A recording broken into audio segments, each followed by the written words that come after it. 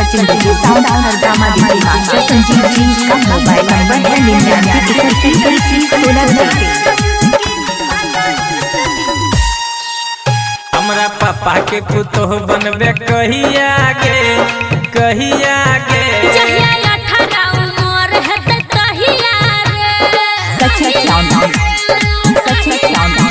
हमरा पापा के पुतो बनबे कहिया गे हाँ कहिया गे जहिया 18 उम्र हेतै तहिया रे।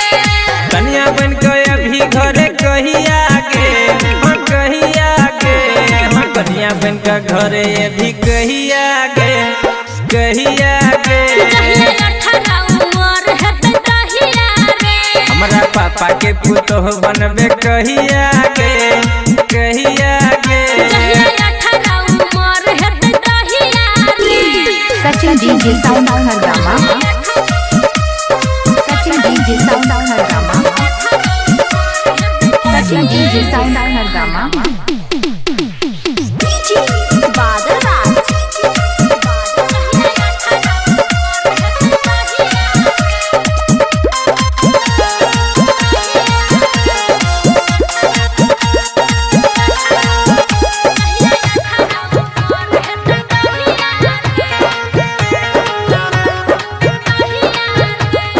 बचपन के प्यार तू भूल तन जेबही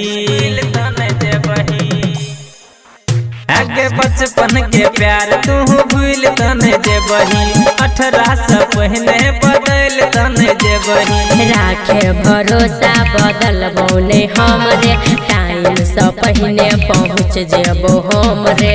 Sachin ji sound drama DJ master Sanjeev Kumar खेलबे लव वाला खेल तू कहिया गे हाँ कहिया गे जहिया 18 उम्र हेतै तहिया रे।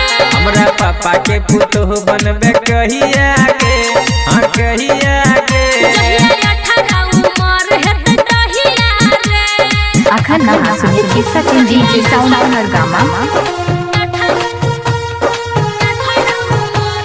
Mixing master Raju Kumar Suggapatti mixing master Raju Kumar सुग्गापट्टी।